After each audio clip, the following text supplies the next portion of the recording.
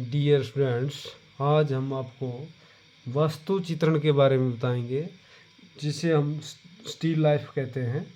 तो मॉडल भी कहते हैं। जैसे मॉडल अगर आता है पेपर में तो मॉडल बनाने को आता है, तो वो भी वही बात हुई। वास्तु चित्रण भी वही बात हुई, तो स्टील लाइफ भी वही बात हुई। तो आपने स्टील लाइफ में जब कैसे बैठते हैं, तो बैठने का प्रबंध मैं बताऊंगा आपको। परंतु इसमें जो है आपने MCQ इसमें आते हैं। तो किस तरह के MCQ आते हैं तो आपको मैं बता रहा हूँ। इसमें आपने कितने तरह के MCQ आएंगे और आपको पता होना चाहिए। तो मैं मान लो पहले लाइन ले रहा हूँ ऊपर, ये आपकी XY लाइन ले रहा हूँ मान लो। इसका नाम मैंने XY डाल दिया और ऊपर हेडिंग डाल दिया, मानो मैंने स्टील लाइफ।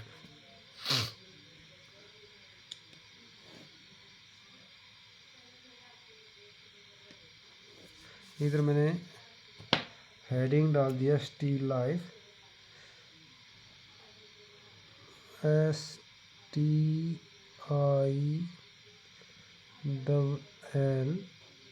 लाइफ LIFE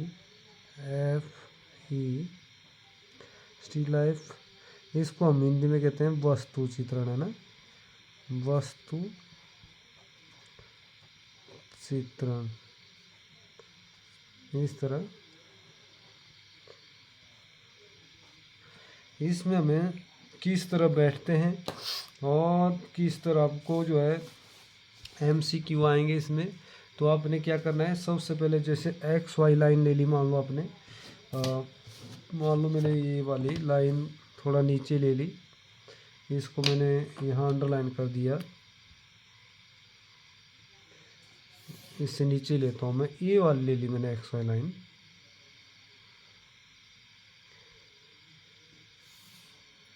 ठीक है, इस तरह XY के बिल्कुल सेंटर में जहाँ भी आपका यहाँ पर आपके यहाँ पर मॉडल रखा होता है। मान लो मॉडल रख दिया, कुछ भी रख दिया आपके पास, जैसे गिलास रख दिया या जग रख दिया, या मान लो कुछ भी किताब के ऊपर कुछ भी रख दिया। तो ये आपका ये वाला मान लो सेंटर बिंदु है। तो यहाँ से अपने राउंड में बिठाते हैं, इसमें हाफ राउंड में, अर्ध वृत्त में बिठाते हैं इसमें बच्चों को। तो देखो कैसे बिठाते हैं। सबसे पहले आपने XY लाइन लेनी है और इसका पता भी होना चाहिए आपको कितने दूर बैठते हैं बच्चे।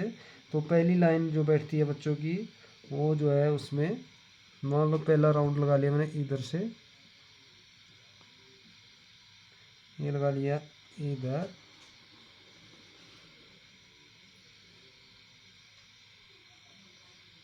ये हो गया। फिर एक दूसरा राउंड फिर से मैं थोड़ा बड़ा बड़ा ले रहा हूँ ताकि आपको जो है समझ आ जाए अच्छे से। ठीक है, इस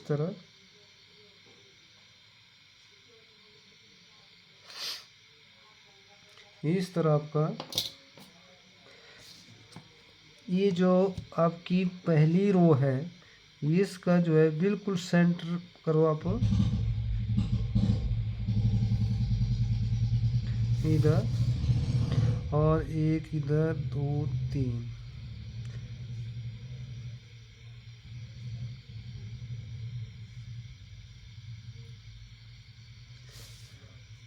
मान लो मैंने एक इस साइड दे दी लाइन, एक इस साइड, एक आपकी इस साइड। इस तरह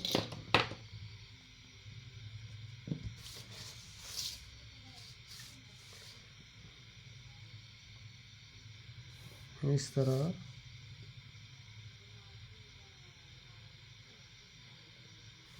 इस तरह इस तरह आपकी ये आपकी पहली रो होती है। तो पहली रो में आपका यहाँ पर आपके बैठेंगे 4 नंबर, ये आपका रोल नंबर जैसे आपके पेपर में बैठते हैं, तो यहाँ मान लो मैंने 1 बच्चा बिठा दिया, यहाँ roll number 2, roll number 3, roll number 4, roll number 5, roll number 6, roll number 7। अब आपके इनके बीच में बैठेंगे कोई बच्चे,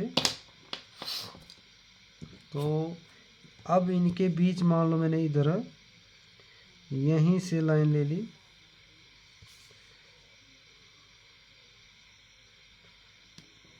इस तरह।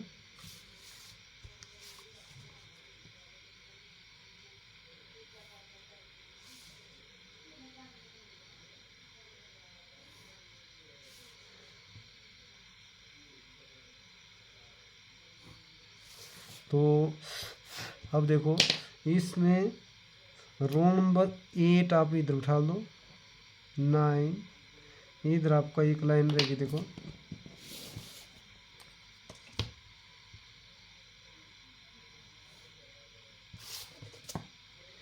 इधर 10, इधर 11, 12, 13। तो अब देखो आप, अगर आपकी पहली रो की जो दूरी है वो होनी चाहिए 2 मीटर।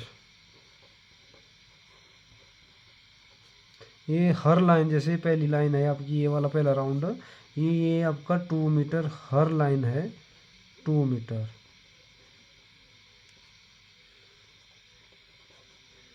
ठीक है, इस तरह हर लाइन आपकी 2 मीटर, ये वाली भी 2 मीटर। यहाँ पर अब आपका जो है ये एक्स वाई लाइन है आपकी, इसमें ये अब जहाँ पर आपकी जॉब रखी है या जो भी आपके पास मॉडल रखा हुआ है, उसके जो है पहला जो बच्चा बैठता है इस एक्स वाई लाइन के इधर, तो ये एंगल बनाता है 22.5 डिग्री। ठीक है, अगर यहाँ से भी मापेंगे तो ये आपका 7 नंबर जो बैठा है इधर एक्स वाई लाइन से, ये भी आपका 22.5 डिग्री का एंगल बनाता है। तो आपको MCQ आएगा एक्स वाई से 1 नंबर शीट पर कितने डिग्री का एंगल पर बच्चा बैठता है, तो आपने लिखना है 22.5। तो उसके बाद दूसरे नंबर पर कितने बैठता है, तो फिर से 22.5। ये आपके टोटल जो है सभी एंगल 22.5 के होंगे। तो एक लाइन हमारी होती है 180 डिग्री। तो अगर हम इसको प्लस करते हैं तो ये जो है टोटल हमारा 180 डिग्री बनता है। आप प्लस करके देखो इसको, ये आपका 45, 45, 45, 45, तो आपका आपका हो गया 90, 90 आपका वो 180। तो आपका ये जो है पूरी जो है आपकी ये राउंड जो है, हाफ राउंड जो है 180 डिग्री का है। तो इसमें आपने हर बच्चे का जो है बैठने का जो है एंगल जो है ये, अब आपको पेपर में आएगा 2 नंबर शीट पर कितने डिग्री का एंगल बनेगा, तो आपने 2 बार प्लस करना है, तो ये आपका हो गया 45। अगर आपको 3 नंबर शीट पर पूछेंगे कितने डिग्री का एंगल बनेगा, तो आपने 67.5 बोलना है। अगर बोलेंगे 4 नंबर पर कितने डिग्री का एंगल बनेगा, तो ये बनता है 90 डिग्री का। ये इससे सीधा देखो यहाँ से इसको देखेंगे तो आप टोटल प्लस करो इसको, तो ये आपका 90 डिग्री बन जाता है 4 नंबर पर जो बच्चा बैठता है। तो इसमें क्वेश्चन आता है सबसे मध्य में कौन सा लड़का बैठता है, तो आपने कितना लिखना है 4 नंबर। 4 नंबर जो है इस स्टील लाइफ वस्तु चित्रण में सबसे बीच में जो लड़का बैठता है वो जो है 4 नंबर सीट वाला बैठता है। ठीक है, बाकी इसमें पूछेंगे पहली रो की कितनी दूरी होती है, तो आपने क्या बोलना है 2 मीटर। फिर आ गया दूसरी लाइन की, तो इसका लिखना आपने 2.90 मीटर। हर लाइन 2.90 मीटर, 2.90 मीटर, इस तरह ये आपकी ये वाला लाइन भी 2.90 मीटर, ये वाली भी 2.90 मीटर। मतलब 8 नंबर यहाँ से आपका एक्स वाई लाइन से आपकी 8 नंबर जो बैठता है वो जो आपका 2.90 मीटर दूर बैठता है। ये पीछे वाले सारे जो है दूसरी लाइन जो आपने क्या करना है, इसकी दूरी पूछेंगे तो कितनी होती है, तो आपने 2.90 मीटर बतानी है। पहली लाइन की दूरी आपकी 2 मीटर है, दूसरी लाइन की 2.90 मीटर है। इसमें क्वेश्चन आता है पहली लाइन की दूरी कितनी होती है, तो आपने 2.2 मीटर बोलना है, दूसरी लाइन की दूरी बोलना है आपने 2.90 मीटर। अब इसमें एक क्वेश्चन आता है पीछे जो आपकी दूसरी पंक्ति में कितने विद्यार्थी बैठते हैं, तो आपने कितने गिनती करना है 1 2 3 4 5 6। तो आपने दूसरी पंक्ति में हमारे कितने बच्चे बैठते हैं 6। पहली पंक्ति में कितने बैठते हैं, पहली पंक्ति में 7 बच्चे बैठते हैं, दूसरी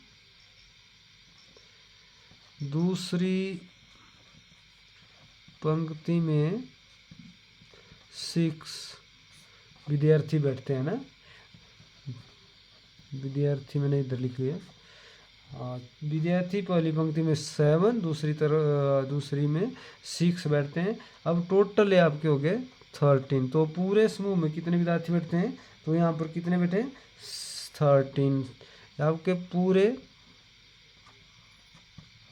समूह में 13 बच्चे जो बैठते हैं। देखो इधर इस तरह आपको ये बिल्कुल इसी तरह इसके MCQ आएंगे आपको, तो आपको ये पता होना चाहिए पहली लाइन की दूरी कितनी होती है। तो पहला जो है बच्चा की, अच्छा एक और क्वेश्चन आया था हमें, एक बार आ गया था 4 नंबर के पीछे दाएं और बाएं साइड में कौन कौन से नंबर बैठते हैं, तो आपका 11 10 और 11 आपका, अगर आप इस तरफ से 8 नंबर को इस तरफ से बिठा लेंगे तब भी ये यहाँ आएगा, 10 इस तरफ आ जाएगा, 11 इस तरफ आ जाएगा। तो यही आपको पता होना चाहिए। आपको किसी भी तरफ आपको अगर बोलेंगे 4 नंबर से दाईं और बाईं तरफ कौन सा बच्चा बैठता है पीछे, तो आपने 10 और 11 बताना है। उसमें टिक आए होते हैं लगाने को, तो आपको अपने दिमाग में आपने ऐसा नक्शा जैसा बना देना है और देखना है कौन सा बच्चा किस सीट के पीछे आएगा, है ना। तो आपने एकदम कैच करनी है बात है। कई बार मैं 8 नंबर इधर बिठा रहा हूँ, तो इधर से भी शुरू कर सकते हैं 8 नंबर। तो आपने एकदम देखना है। अगर आपको आ गया 3 नंबर के पीछे दाएं और बाएं कौन सा बच्चा बैठता है, तो मान लो इधर मैंने लिखा है 11 12। अगर उन्होंने उस ऑप्शन में नहीं है ऑप्शन में, तो शायद 8 जो है इस तरफ से उन्होंने शुरू किया होगा। तो 8 9 10 इधर वहाँ पर आपका 9 और 10 होगा, तो आपने उधर उसको टिक लगाना है। ऑप्शन जो है उस ऑप्शन से भी आप चूज कर सकते हो किस तरफ से उन्होंने बिठाला होगा, क्योंकि एक ही ऑप्शन आएगी उसमें, ये वाली अगर इस तरफ से आएगी तब ये वाली आएगी, अगर इस तरफ उन्होंने एट शुरू किया बिठाना तो आपको इस तरफ का आ जाएगा। तो आपने इसको भी चेक करना है अच्छे से। तो इस तरह आपका जो है पहली पंक्ति की दूरी, दूसरी पंक्ति की दूरी और बैठने का प्रबंध इसमें अर्धवृत्ताकार होता है। देखो ये अर्धवृत्त लगा इधर, इधर आपने पेपर में आ जाता है। इसमें बैठने का तरीका वृत्ताकार, अर्धवृत्ताकार या सीधी पंक्ति, तो आपने अर्धवृत्ताकार को इसमें टिक लगाना है। इसके बाद इसमें आ गया कागज़ का कितना भाग आप प्रयोग करते हो। तो जैसे आप स्टील लाइफ बनाना शुरू करेंगे तो उसमें आपको बोला जाएगा इस सीट का जो है कितना भाग प्रयोग करना है आपने। तो इसमें आपने क्या करना है, इसको जो है 3/4 भाग प्रयोग करते हैं, भाग प्रयोग करते हैं। तो अब इसका अपने बिल्कुल समझना है ये मतलब क्या हुआ इसका। तो देखो मान लो ये ड्राइंग शीट है आपकी, ये आपकी ड्राइंग शीट है मान लो। तो ये 4 लिखा है तो 4 भाग मान लो इसके कर दिए हमने, 4 भाग कर दिए। तो ये 3 लिखा है तो इसका 3 का मतलब इसके जो है 3 भाग यूज करने हैं आपने। एक के बराबर आपने जो है हाशिया वगैरह जो लगाते हैं आप, ये वाला जो बाहर वाली जगह बची एक कॉलम के बराबर बचनी चाहिए। तो बीच वाला जो जगह आप यूज कर रहे हैं वो आपके 3 भाग कम से कम होने चाहिए। तो इसलिए आपने जितनी आप बाहर सीट आपको कितनी बड़ी छोटी दी होगी, परंतु आपने उस सीट का तीसरा भाग यूज करना है। बोलने का मतलब 4 भाग पूरी सीट को मान लो और उसके 3 भाग आपने यूज करने हैं बनाने के लिए स्टील लाइफ के लिए। बाकी जी एक भाग के लिए जो आप छोड़ेंगे वो उतनी आप हाशिए में जगह ले सकते हैं। तो ऐसा बिल्कुल आपके पास कितनी भी बड़ी सीट दे दे, कितनी भी छोटी दे दे, तो आपने जो है उसकी सीट में लगभग उसका जो है तीसरा भाग 3 भाग उसकी ज़रूर यूज करना पड़ेगा आपको। चाहे वो जो है गिलास आपके छोटे छोटे हों, परंतु आपके जो है उधर सीट बड़ी होगी तो बड़े बड़े बनाना पड़ेंगे आपको।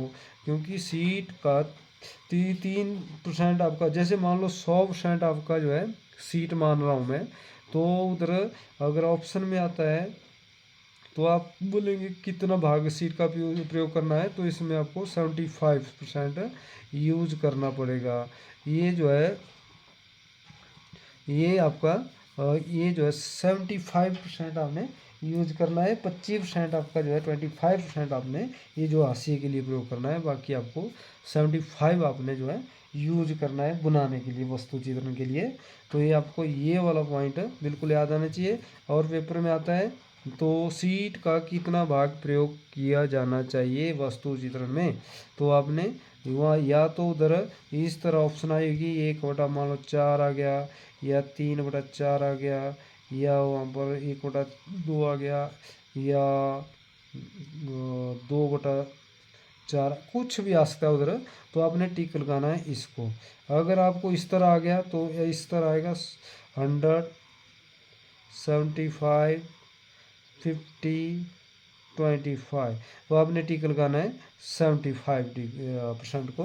तो इसका मतलब इतनी आपको सीट यूज करना ही पड़ती है। तो आपने इसको जो है 75 को टिक लगाना है, ठीक है। इस तरह आपको MCQ इसका किसी भी तरह आ सकता है। तो इसमें जो वस्तु जो चित्रण बनाते हैं, इसमें आपको पता भी होना चाहिए वस्तु चित्रण एक जो है इसमें बिल्कुल स्थिर वस्तु जो एक जगह से ना हिले ना डुले, वो उस वस्तु का जो है चित्रण होता है। ये बिल्कुल बेजानदार वस्तु होती है, इसमें कोई जान नहीं होती है। ये जैसे एक जगह कहीं रख ली तो वहीं पर वो हिलनी नहीं चाहिए। अगर आप वहाँ पर मान लो किसी को ऐसी जगह वस्तु को रख रहे हैं जो इधर हिलने डुलने वाली हो, तो वो जो है आप मॉडल बना नहीं सकते उसका, है ना। तो आपने स्थिर वस्तु का जो है इसको चित्रण बनाना है। और इसमें पेपर में आता है एक और बात आती है, तो इसको मैं थोड़ा डिटेल में इधर ही बता देता हूँ। वस्तु चित्रण के कितने अंग होते हैं? वस्तु चित्रण के 6 अंग होते हैं। अब मैं इधर इन अंगों के नाम लिख लेता हूँ। तो उचित संयोजन,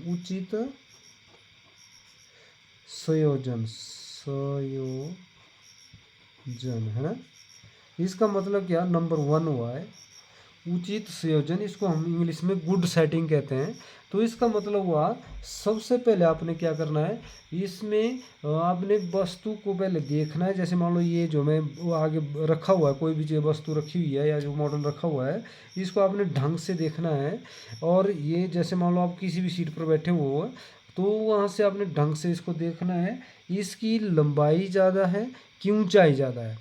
अगर आपके पास मान लो ऊंचाई ज़्यादा है इसकी, तो आपने इसको जो है, मान लो मैं सीट यहाँ पर एक और आपके पास बताता हूँ।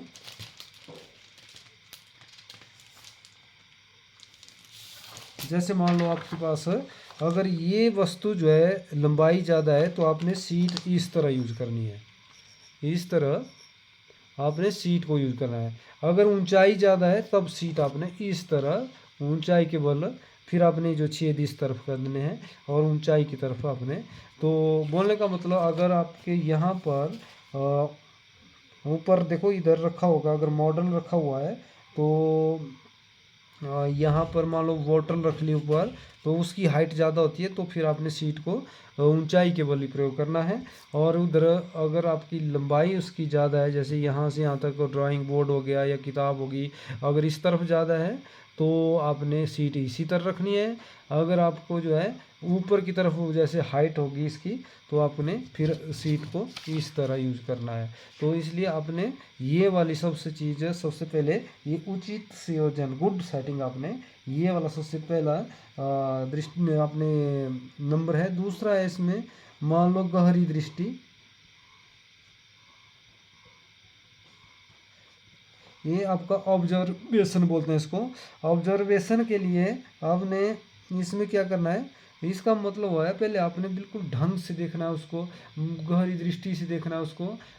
ये जो है चीज़ कहाँ पर आपको लाइट जैसी दिख रही है, कहाँ से आपको जो है डार्क दिख रहा है, या गिलास कितना बड़ा है कितना छोटा है। तो आपने अगर इसको ऑब्जर्व करना है, पहले इसको ध्यान से देखना है थोड़ी। ऐसा नहीं भी एकदम जल्दी बनाना शुरू कर देना है कोई चीज़ को। तो आप जैसे मान लो 4 नंबर बैठे हैं, तो पहले उसको ध्यान से देखते रहो, एक पहले भी क्या इसमें कितना इसको बड़ा बनाना है, कितना इसको छोटा बनाना है। तो आपको जो है ये वाला पता होना चाहिए। फिर आगे आपका तीसरा पॉइंट, अनुपात। अनुपात और या वह समानुपात, समानुपात है ना, समानुपात, ठीक है। ये जो है अनुपात और समानुपात, इसका अर्थ क्या हुआ? अनुपात का मतलब हुआ, अनुपात और समानुपात का मतलब हुआ, अनुपात का मतलब जैसे मान लो मेरे पास मान लो ये वाला इरेजर है, ये मान लो मैंने मान लो बोतल रखी है आगे, और इसके साथ एक और रख हुए, मान लो कोई भी चीज़ रख ली, मान लो मैंने, मान लो ये रख लिया शॉर्पनर। अगर ये शॉर्पनर जो है, ये जो है मान लो देखो इसकी हाइट जो है इससे कम है शॉर्पनर की। अगर आप जो है मान लो इसकी हाइट बड़ी बना लें ऊपर तक, तो ये जो है गलत हो जाएगा। तो इसका मतलब है अनुपात और समानुपात। अगर मान लो आपने ये वाली हाइट इतनी ले ली है, तो इसी के अनुसार इसकी हाइट कम होनी चाहिए। ऐसा नहीं कहीं इरेजर बड़ा बना लिया जबकि वो जो हाइट में छोटा है। तो इसलिए अनुपात का आपको पता होना चाहिए। जैसे मान लो जग के पास गिलास रखा हुआ है, तो अगर मान लो जग बड़ा बन गया और गिलास छोटा बन गया, ये जग आपने छोटा बना लिया, गिलास को बड़ा बना लिया, तो उसका मतलब होता है अनुपात और समानुपात आपका मिलना चाहिए। आपको ऐसा नहीं है भाई अगर अनुपात से बाहर जा रहे हैं आप और गिलास बना दिया आपने बड़ा और जग को छोटा बना दिया, तो वो आपका वो जो है गलत माना जाएगा। ये आपने सबसे पहले देखना है उसमें। तो फिर आ गया आपका चौथा पॉइंट इसमें, इसमें आ गया परिप्रेक्ष्य। परिप्रेक्ष्य बोलते हैं इसको, परिप्रेक्ष्य, परिप्रेक्ष्य ऐसा अपने प्र है ना। तो इसका मतलब हुआ आपका जो है बिल्कुल आपने इसको आंखों से बिल्कुल वस्तु को देखते रहना है, ठीक उसी प्रकार उसको अंकित करना है। बिल्कुल आपने उसी को इस तरह बनाना है जिस तरह आप उसको बिल्कुल ध्यान से देखते रहो। अगर आपको उसने उसको आपने ढंग से देखा होगा तो आपने बिल्कुल उसमें जो है देखने से आपको ऐसा लगेगा भी ये तो मैं बना सकता हूँ। तो आपने इसको ढंग से देखना है और उसी को बिल्कुल अच्छे ढंग से देखेंगे तो आप उसको बिल्कुल उसी तरह तैयार कर लेंगे। फिर आ गया आपका पांचवा नंबर, प्रकाश एवं छाया। तो इसका आपको सबसे पता लग रहा है प्रकाश एवं छाया। प्रकाश का मतलब आपको लाइट एंड शेड बोलते हैं इसको। लाइट का मतलब कहाँ से लाइट इसको जो है कम जो शेड करना है, कहाँ इसको ज़्यादा शेड करना है, कहाँ इसको डार्क शेड करना है। तो इसमें आपने बिल्कुल इसमें आपने ये वाला पॉइंट ज़रूर याद रखना है। प्रकाश एवं छाया, तो लाइट एंड शेड आपने इसको जो है बिल्कुल कहाँ पर अपने लाइट जो है कम करनी है, शेडिंग कहाँ ज़्यादा करनी है, कहाँ और ज़्यादा करनी है, तो ये जो आपने देख लेना है। ठीक है। फिर आ गया आपका आ गया 6 नंबर, अब आपका सामान्य प्रभाव, सामान्य प्रभाव आपका ये 6 नंबर लास्ट पॉइंट आ गया। इसका मतलब हुआ सामान्य मतलब जनरल इम्प्रेशन। जनरल इम्प्रेशन का मतलब हुआ जैसे बच्चे आप जो भी चीज़ बना रहे हो दूसरों को अच्छे लगे। दूसरा जो सामान्य जो भी कोई भी आपकी सीट को देखता है तो उसको इतना सुंदर लगे कि ताकि वो जो आपकी सीट को देखकर इतना खुश हो जाए, ताकि वो जो है आपकी सीट को देखता रहे, ताकि वो जो उसे इतना अच्छा लगे भी ये जो लड़का बहुत अच्छी सीट है उसने तैयार की हुई है, तो आपकी सीट के ऊपर वो जो है बिल्कुल मोहित हो जाए। तो इसलिए आपने दूसरों को इतना अच्छा लगे आपकी, तो इतना अच्छी बनाने की कोशिश करना है आपने, ताकि आपका जो है इसमें कोई भी आपको देखे आपकी सीट तो आपकी जो है उनको अच्छी लगे। तो ये चीज़ आपके अगर आपको पूछेंगे कि वस्तु चित्रण के कितने अंग हैं, तो आपने ये जो है 6 अंग बताने हैं। और इसमें आपने ये मैंने बोल दिया, पहली लाइन की दूरी 2 मीटर, दूसरी लाइन की 2.90 मीटर, और पूरे समूह में 13 बच्चे बैठते हैं। पहली रो में 7, दूसरी रो में 6। ये आपने इस तरफ बिल्कुल आपको पता रहना चाहिए, ताकि आपका जो है इसमें ये क्वेश्चन MCQ ना छूटें।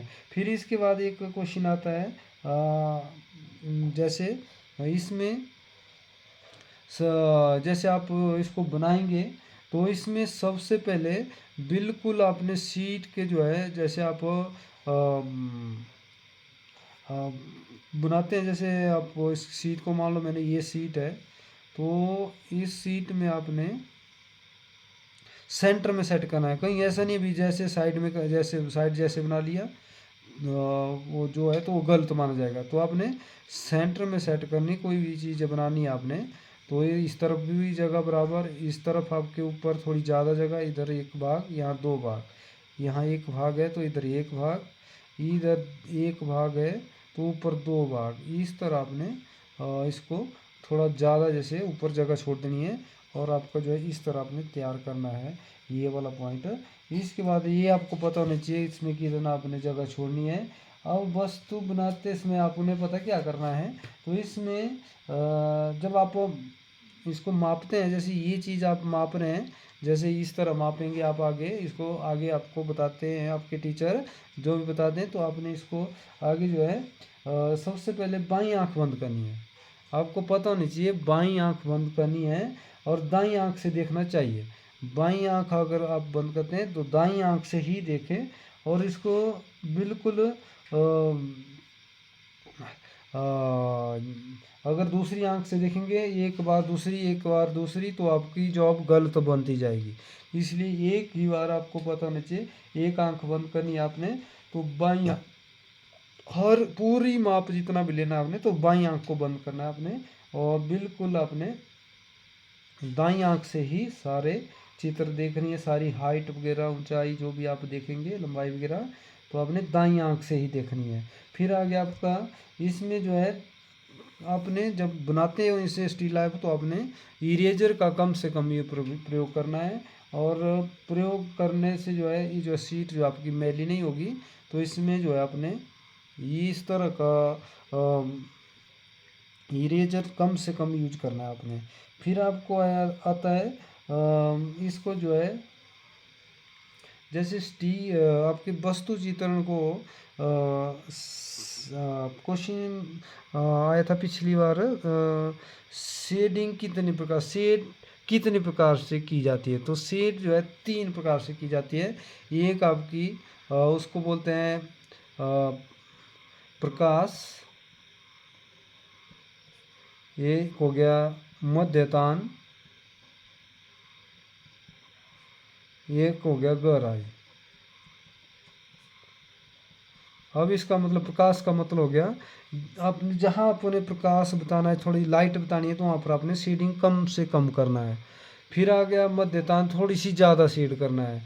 एक हो गया गहराई। गहराई का मतलब ज़्यादा, जहाँ पर आपको जैसे छाया जैसे बताते हैं आप, या जैसे उस तरफ अंधेरा है तो वहाँ पर आपको गहराई ज़्यादा, जैसे कुआं आप जितना नीचे देखेंगे तो आपको उतना अंधेरा दिखेगा नीचे, तो वैसे ही गहराई का मतलब हुआ आपने जहाँ ज़्यादा डार्क करते हो तो उसकी तरफ रोशनी कम पहुँच रही है, तो उस तरफ आपने जो है ये जो है गहराई उसमें ज़्यादा जो है शेडिंग करनी है। एक मध्यतान हो गया जो बीच में थोड़ा सा कम, और थोड़ा सा ना ज़्यादा होनी चाहिए ना कम होनी चाहिए, तो वो मध्यतान होगी। तो ये गहराई ज़्यादा होगी। ये प्रकाश हो गया जहाँ बिल्कुल कम शेडिंग या होती भी नहीं है, तो वहाँ प्रकाश समझो वहाँ पर सीधी रोशनी सूर्य की पड़ी हुई होगी। तो आपने ये जो है तीन जो है, तो क्वेश्चन इसी तरह ही आपका ये क्वेश्चन नहीं छूटना चाहिए।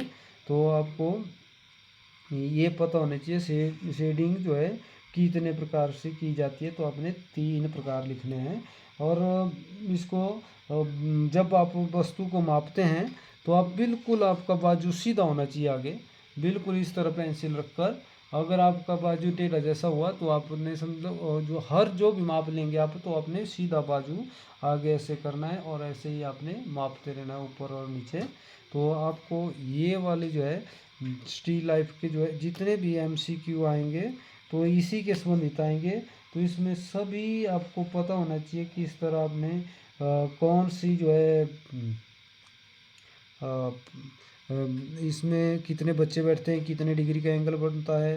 तो आपने हर बच्चे का मैंने बोल दिया 22.5, 22.5। तो फिर ये जो है इधर आपको पूछेंगे, तो कई बार आपको पूछेंगे 1 नंबर शीट और XY लाइन से 1 नंबर और 7 नंबर, या आधार लाइन से 7 नंबर और 1 नंबर का कितने डिग्री का एंगल बनता है।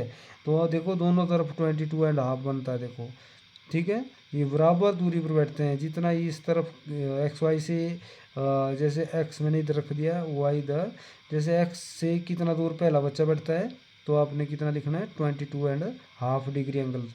यहाँ X से Y जो भी लिखा मैंने, Y से 7 नंबर का बच्चा भी 22.5 डिग्री एंगल पर ही बैठता है। तो इस तरह आपको इसके MCQ कोई भी आपने छोड़ने नहीं है। फिर इसमें एक और क्वेश्चन आता है, जैसे पेंसिल जो है शेडिंग पेंसिल आपकी कौन सी होती है। तो आपने जो बी नंबर आपकी आ गई, तो बी जिसके 4B, आपका मान लो 2B, 3B, 4B, 5B, 6B, इस तरह की आपकी पेंसिलें, ये आपने जो बी वाली लाइन है ये सारी स्टील लाइफ में आप यह वस्तु चित्रण में प्रयोग करेंगे। तो बी वाली लाइन आपको पता होनी चाहिए, पेंसिलों का ज्ञान होना चाहिए, आपके टीचर ने बताया होगा। तो इस तरह बी वाली जो आपकी पेंसिल है वो आपने यूज करनी है स्टील लाइफ में। और इस तरह आपका बिल्कुल भी आपको इससे जो भी MCQ आएंगे तो आपने बिल्कुल करने हैं इसके। परंतु 8th की क्लास में यहाँ पर 20 डिग्री का एंगल दिया हुआ है जो कि गलत है। तो आपने इसका 22.5 देना है, सभी एंगल इसके 22.5 होंगे। फिर ये जो है इसका हाफ हो जाता है अभी बीच में, देखो ये वाला 22 का हाफ हुआ, इधर इधर 22 का हाफ, इधर इसका जो आपके बैठे हुए 1 2 3 4 5 6 इसके बीच में बैठते हैं पीछे वाले बच्चे। तो इसका आपने, अगर आपको इधर ऐसा पूछेंगे XY से मान लो जैसे 13 नंबर नाम डाला है मैंने इधर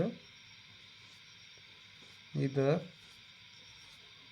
तो अगर आपको गलती से क्वेश्चन किसी तरह ऐसी तरह पूछ सकते हैं XY से 13 नंबर का जो एंगल कितने डिग्री का बनता है, तो आपने 22 हाफ तो ये हो गया, परंतु इसका हाफ करना है आगे वाले 22 का और उसको प्लस करना है इसमें, और उसका जो आपने उतना आपने ये निकाल देना है। ये देखो इधर हर बात आपकी आगे वाला एंगल दे दिए हमने, पीछे वाला आपने खुद निकालना है, इसका हाफ करना है हर एंगल का। अगर ऐसा कर लेते हैं कोई कुछ ऐसे, तो हमारे आज तक क्वेश्चन आया नहीं है, परंतु अगर आ जाता है तो आप कर सकते हैं इसको। इसका जो है हाफ करना है 22.5 का, और इसमें प्लस करना है और उतना आपका आ जाएगा। ठीक है, इस तरह स्टील लाइफ का आपको हर क्वेश्चन इसमें बिल्कुल 100% आना चाहिए। और इसमें क्वेश्चन आता है वस्तु चित्रण में दूसरी पंक्ति में कितने विद्यार्थी बैठते हैं। तो दूसरी पंक्ति की क्या बैठते हैं, कितने बैठते हैं, 1 2 3 4 5 6, 6 लिखने हैं आपने। अगर पहली की पूछे तो कितने लिखने हैं, 7। फिर आपका पूछ सकता है दूसरी पंक्ति की दूरी कितनी होती है, तो आपने कितना लिखा है, 2.90 मीटर। फिर आप पूछेंगे पूरे समूह में कितने विद्यार्थी बैठते हैं, तो यहाँ पर पूरे समूह में बैठते हैं 13 विद्यार्थी। ठीक है, ये लिखा हुआ मैंने 13। फिर इसमें एक क्वेश्चन आ जाता है वस्तु चित्र में एक्स वाई लाइन से 1 नंबर और 7 नंबर सीट पर कौन सा एंगल बनता है। तो यहाँ पर आपने ठीक लिखना है 22.5। देखो दोनों तरफ ये वाला क्वेश्चन इस तरह पेपर में आ जाता है। तो फिर आपका आ गया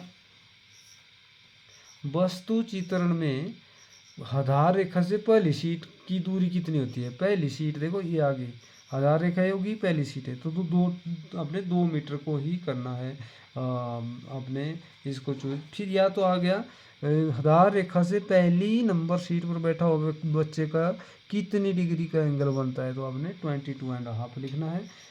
कागज का कितना भाग प्रयोग करते हैं स्टील लाइफ में, तो मैंने ये बोला है कागज का 3/4 भाग आप प्रयोग करते हैं। ये पूरी शीट का आपको, ये आप जब बनाना शुरू करेंगे तो आपने 3/4 लिखना है, या तो 75% प्रयोग करते हैं। ठीक है, फिर आपको इसी तरह अगर कोई क्वेश्चन आ जाता है वस्तु चित्रण में किस सीट नंबर को वस्तु बिल्कुल समानांतर स्थिति में होगी, तो समानांतर स्थिति पर आपको 4 नंबर वाला ये वाला बच्चा जो बिल्कुल समानांतर, ये बिल्कुल सीधी सीट इसको दिखेगी। इस तरफ के बच्चों को ये वाली साइड बड़ी दिखेगी, इस तरफ वाले बच्चों को ये साइड बड़ी दिखेगी।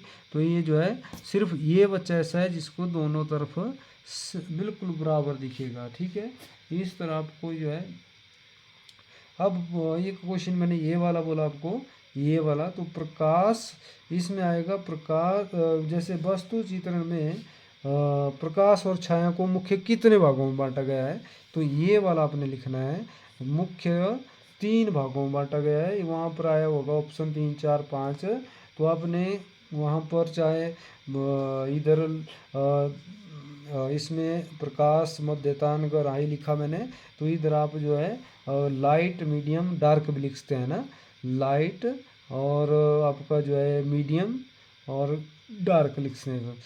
ये जो है एक ही बात हुई है ना, तो इसमें भी आपने बिल्कुल इसको ढंग से कुछ भी क्वेश्चन पूछ सकते हैं। तो इतना अगर आपको नॉलेज होगा तो आप कर लेंगे। तो इस तरह हमारा स्टील लाइफ का जो है वर्क पूरा हो गया। तो आपने जो है इसको बिल्कुल दिमाग से करना है और ये MCQ आपके छूटने नहीं चाहिए। Thank you.